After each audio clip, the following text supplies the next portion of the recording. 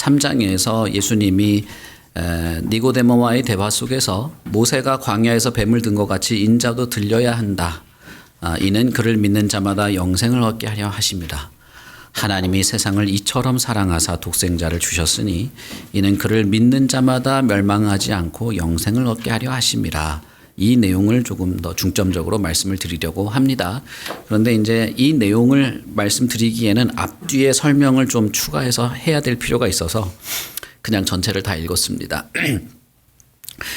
제가 지난주에 드렸던 말씀을 이제 제가 하고 나서 설교가 끝나고 나서 마음에 약간의 부담이 생겼어요. 그것은 무엇이냐 하면 어떤 참된 믿음의 모습을 설명할 때 예수를 따르는 것, 내가 삶에서 붙잡고 의지하는 것이 아니라 주님을 의지하는 이것이 참된 믿음의 모습이다라고 말할 때 내가 그래서 이런 종교 생활에 집착하면 내가 그래서 참된 믿음이냐 이렇게 오해할 가능성이 있겠다는 마음의 부담이 생긴 것입니다. 그러니까 내가 지금 열심을 내고 있는 이 삶을 다 포기하고 주님을 따른다고 하는 이 삶에 그냥 푹 빠져들면 예배에 열심을 내고 뭐 이렇게 전도를 하고 헌신을 하고 희생을 하면 그러면 내가 참된 믿음이고 내가 이런 삶을 살아가면 그럼 내가 구원받을 수 있느냐. 혹시 이런 오해에 빠질까 봐 제가 마음에 살짝 부담이 생긴 거예요. 그러나 여러분 제가 지난주에 드렸던 말씀은 예수를 믿는다라고 하는 것이 단순한 지적인 동의, 그저 성경에 있는 논리에 대한 동의에 있지 않고 실제적으로 그의 내면과 인격의 변화를 포함하는 것이라는 것을 말씀드렸던 것입니다. 내가 붙잡고 있는 이것, 세상에 내가 가지고 있는 어떤 삶에 집착을 하고 있는 이것이 아니라 주님을 의지해서 주님을 위하여 살아간다고 하는 이 삶이 결코 간단한 것이 아니고 이것은 참된 믿음이 아니고서는 이런 삶의 변화를 일으킬 수 없는 것이다. 이걸 말씀드렸던 거예요. 그래서 교회 안에서 우리가 단순히 교회의 발걸음을 옮겼다고 해서 이 사람이 구원받았느냐 그렇게 말할 수는 없는 것이고 단순히 어떤 성경의 논리에 대해서 그렇다고 칩시다 이런다고 해서 그 사람이 참된 믿음을 가진 것이냐 이렇게 볼 수 없다는 것입니다. 다르게 말하면 나는 쉽고 나는 되게 이해가 잘 되고 나는 뭐 그냥 예수님이 우리 구세주인 거 알고 알겠는데 너는 왜 그렇게 못하냐 이렇게 말할 수도 없다는 거예요. 여러분 이렇게 삶이 내가 아니라 주님으로 삶이 바뀌는 것이 쉽겠습니까? 이것이 정말 그냥 말 한마디 아멘 한다고 해서 되는 문제겠냐는 것입니다. 그래서 한국 교회에서 몇 가지 질문을 적어놓고 나 따라 해보세요 한다고 다 끝나는 것이 아닌 내가 내 삶의 전부를 내가 아닌 예수 그리스도가 내 삶의 전부가 되는 이 삶의 전격적인 변화야말로 성경에서 말하는 참된 믿음이고 그것은 진정 참된 믿음이 아니고서는 일어날 수 없는 기적과도 같은 일이기 때문에 단순히 이렇게 설득과 논리로 이렇게 하라고 이렇게 살으라고 한다고 해서 되는 것이 아니고 내가 믿음이 없어서 혹은 믿지를 못해서 예수를 믿는 그 믿음의 모습이 나에게 드러나지 않아서 고민하고 갈등하고 혹은 마음에 어떤 약간의 이 좌절을 겪는 것에 대해서 그것은 결코 이상한 일이 아니라는 것입니다. 그것은 모든 인간이 그럴 수밖에 없는 거예요. 모든 인간이 그럴 수밖에 없고 내 안에 펼쳐진 그 무한하고 무궁무진한 가능성 그리고 내가 좋아하고 내 어떤 탐욕을 채워주는 모든 사회의 이런 기회들 앞에서 주님을 선택하게 되는 이 일은 그것은 오직 성령의 역사로만 되는 것이다 라는 것을 말씀을 드렸던 것입니다. 그럼에도 불구하고 저에게 약간의 부담이 있어서 오늘 요한복음 3장의 말씀을 좀 추가로 드리려고 합니다.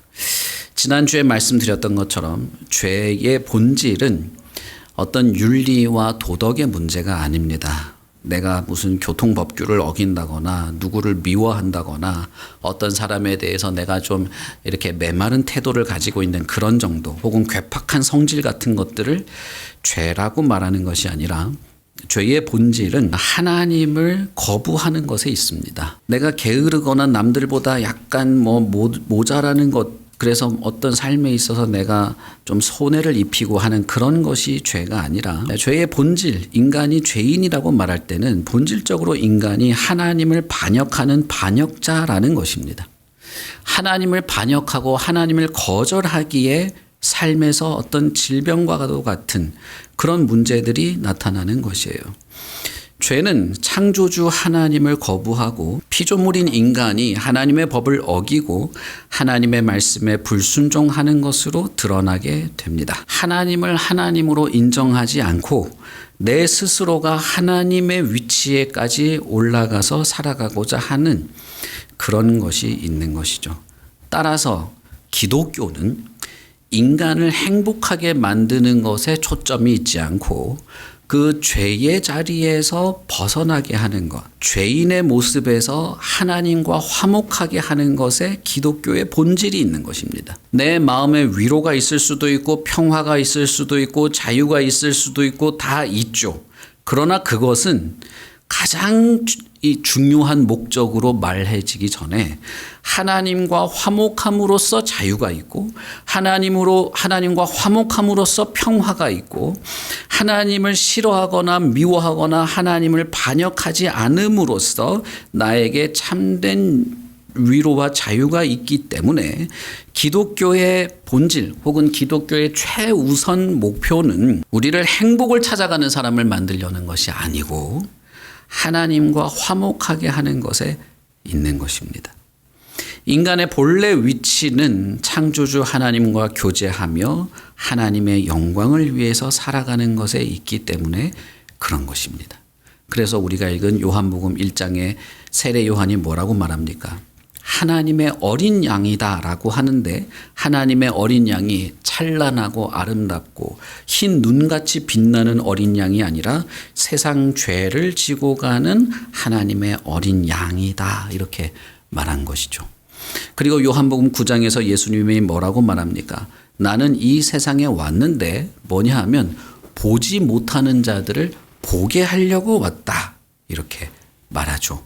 그리고 요한복음 3장 3절에 보시면 예수님이 뭐라고 말합니까? 진실로 진실로 내게 이르노니 사람이 거듭나지 않으면 하나님의 나라를 볼 수 없다라고 말한 거예요.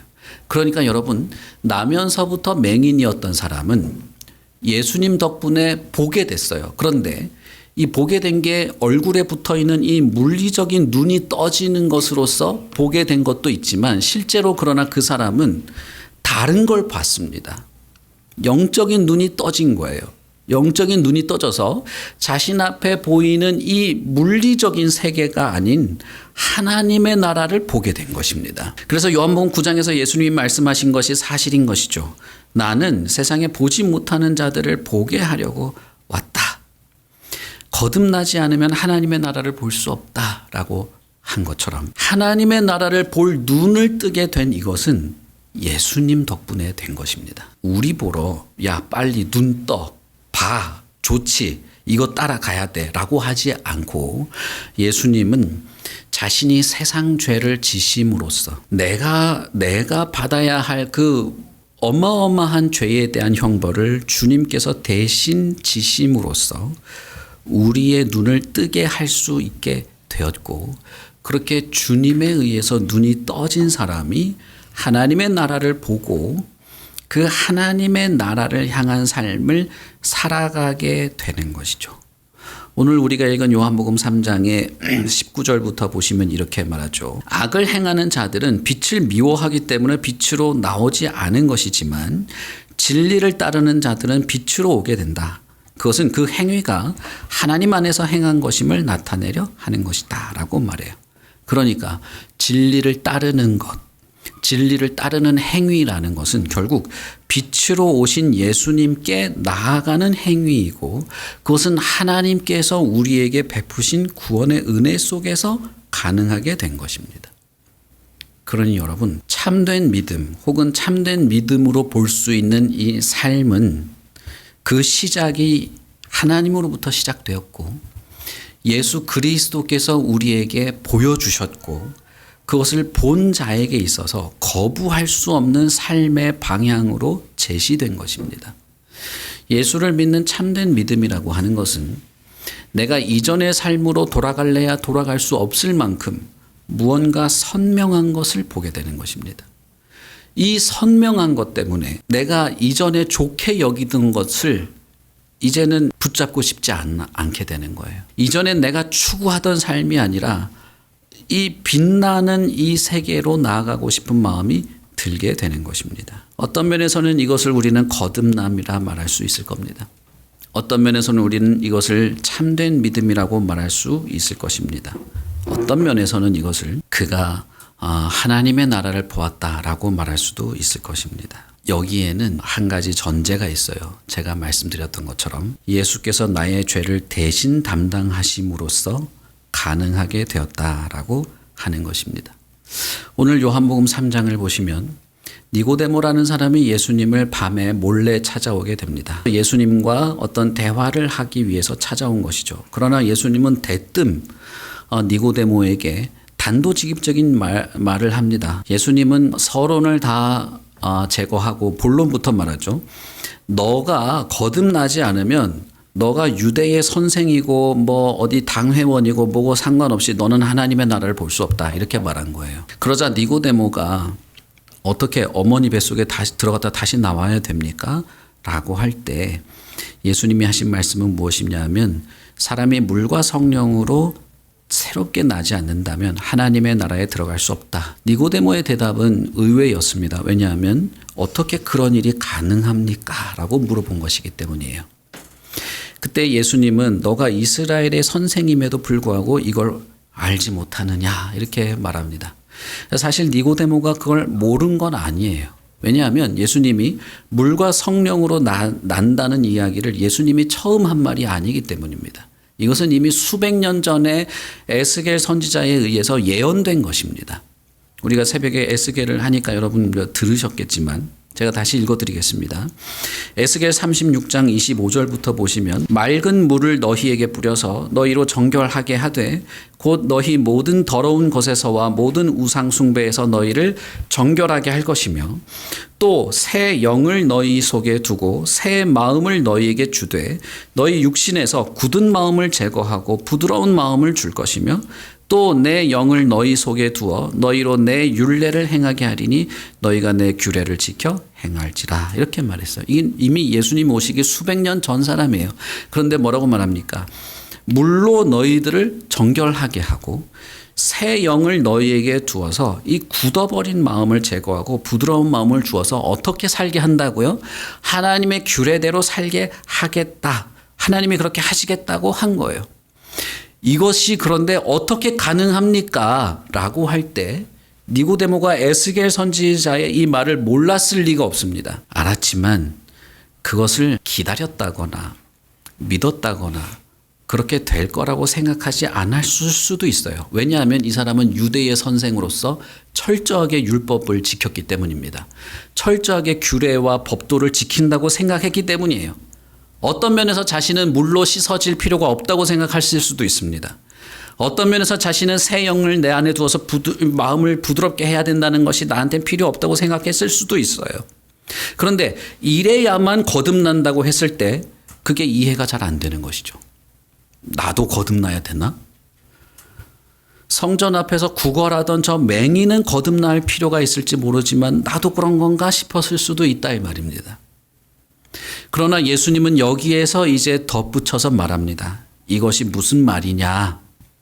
그것이 제가 아까 말씀드렸던 것처럼 모세가 광야에서 뱀을 든 것 같이 인자도 들려야 되는데 나도 그렇게 돼야 되는데 이는 그를 믿는 자마다 영생을 얻게 하려 하심이라. 하나님이 세상을 이처럼 사랑하사 독생자를 주셨으니 이는 그를 믿는 자마다 멸망하지 않고 영생을 얻게 하려 하십니다. 여러분, 맑은 물을 뿌려서 정결하게 한다는 것이 실제로 물을 쏘겠다는 뜻이 아닙니다.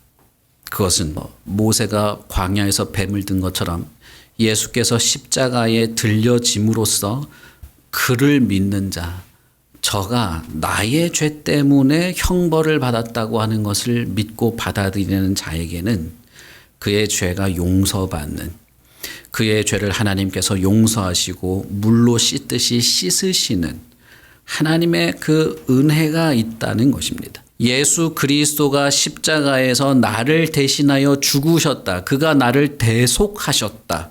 그가 나를 대속하심으로 내가 속죄, 죄를 용서받았다고 하는 사실을 믿는 자에게는 이런 일이 있는 것입니다. 그는 물과 성령으로 거듭나게 되는 일이 있는 것입니다. 예수 그리스도께서 십자가에 달리신 것을 내가 보고 믿는 자에게는 그는 정말 물로 씻는 것처럼 씻겨지고 정결하게 되는, 모든 우상 숭배와 모든 악으로부터 정결하게 될 뿐 아니라 새 영을 그 사람에게 주어서 내면으로부터, 마음으로부터 어떤 변화가 시작되어서 하나님이라고 하는 분의 말씀을 따라 살아가는 것을 즐거워하게 되고, 하나님이라고 하는 분이 원하는 바를 나도 원하게 되는 완전히 새로운 마음, 거듭난 것이죠. 그런 것이 있게 된다고 말하는 것입니다. 그러므로 그를 믿는 자는 심판을 받지 않는 것이다. 그러므로 그를 믿는 자는 바뀐 마음, 새로워진 마음으로 빛으로 나아오게 된다고 말씀하신 것입니다. 그러므로 여러분, 나면서부터 맹인이었던 자가 주를 믿겠습니다라고 하면서 예수님을 따라다니고 예수님의 제자가 되고 열심을 냈기 때문에 그가 구원을 받은 게 아니에요. 그는 정말 예수를 믿은 것입니다. 예수가 나의 구주인 것, 예수가 나의 주인인 것, 그분이 나의 죄를 대신 지고 죽으신 것, 그분이 나의 죄 때문에 십자가의 형벌을 받으신 바로 그분이신 것을 받아들일 때 그에게는 새로운 세계가 열린 것입니다. 예수께서 대신 나의 죄를 지고 나의 죄를 담당하시고 죽으신 나의 구주라고 하는 이것은 오직 믿음이라고 하는 수단만으로 나에게 적용이 됩니다. 내가 그냥 어떤 지적인 동의를 한다고 해서 끝나는 것이 아니에요. 이게 뭐 엄청난 세계를 뒤바꿀 만한 엄청난 내 어떤 결단을 내리라는 것이 아닙니다. 사실은 예수께서 나를 대신하여 죽으신 바로 나의 죄의 결과로 나에게 얻어 있게 될 그 모든 형벌을 대신 지신 분이 바로 당신이시군요 라고 하는, 어찌 보면 아주 간단한, 이것을 받아들이는 바로 그런 것이죠. 이것 외에는 그분이 나를 대신하여 죽으신 그 모든 은혜, 이 물로 씻으시는 그 은혜가 나에게 적용되지 않아요. 오직 믿음이라는 것을 통해서만 이 은혜가 나에게 적용이 됩니다. 따라서 그런 아주 간단한 것 같은 그런 받아들임, 그런 믿음도 사실은 하나님의 은혜일 수밖에 없는 것입니다.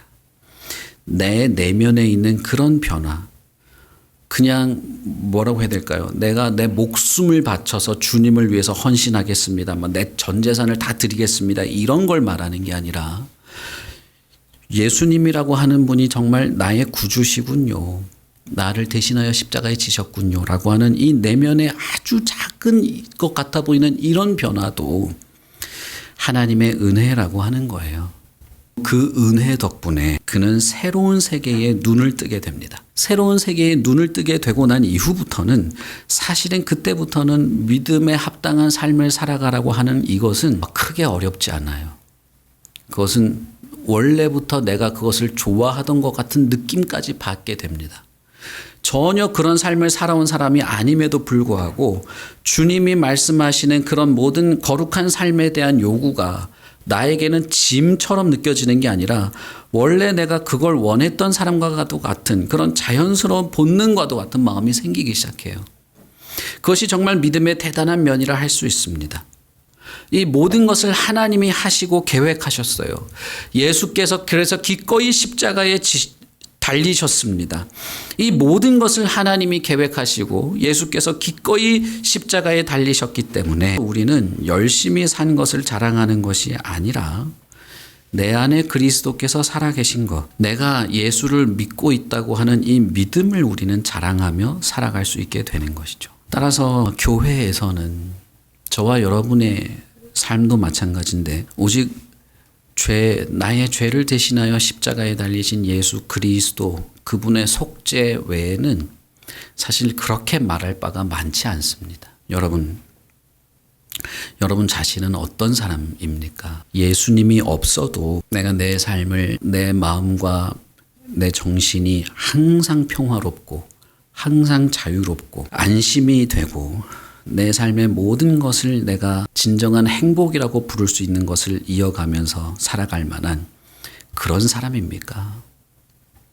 아니면 언제나 마음 한켠에 불안함과 근심과 걱정, 사람들이 나를 인정해 주지 않는 것에 대한 불만, 분노와 질투, 내가 원하는 바를 내가 얻어내지 못하는 것 때문에 겪게 되는, 내 자신을 혐오하게 되는 그런 자기 혐오가 없습니까? 더 나아가서 근본적인 질문, 내가 하나님을 미워하면서 평생 살아갈 자신이 있습니까? 하나님이라고 하는 분을 내가 적극적으로 그분을 미워하고 싫어하면서, 하나님이 근데 여러분 우리에게 뭘 그렇게 잘못했어요? 하나님이 우리에게 뭘 그렇게 못 살게 굴었냐 이 말이에요. 성경의 모든 하나님에 대한 묘사는 하나님이 희생하신 거거든요. 하나님이 희생하고 하나님이 인내하고 손해는 하나님이 다 봤어요. 명예도 하나님의 명예가 실추됐고 하나님의 영광이 땅에 떨어졌지 뭐 별 게 없단 말입니다. 그럼에도 불구하고 하나님이 당신을 사랑하신다는 말이 그토록 화가 나는 내용일까? 하나님이 당신의 영혼을 구원하신다는 말이 그토록 나를 거부감이 들게 하는 것일까? 거기에는 그래서 결국은 한 가지 결론밖에 없는 겁니다. 왜냐하면 내가 하나님을 미워하는 사람인데 오늘 우리가 본문에 보시면 뭐랍니까? 그들은 악하기 때문이다. 악해서 빛으로 나오지 않는다. 하나님이 나를 사랑한다는 사실을 내가 받아들이려면 내가 죄인이라는 사실도 받아들여야 되는데 그게 정말 어렵거든요. 쉽지 않습니다. 제가 말씀드리고 싶은 것은 논리와 설득으로 되는 게 아니라는 것입니다. 하나님께서 자신의 아들 예수 그리스도를 이 땅에 보내신 것은 나 같은 자를 그토록 사랑하시기 때문입니다. 여러분, 이 말이 기분 나쁘십니까?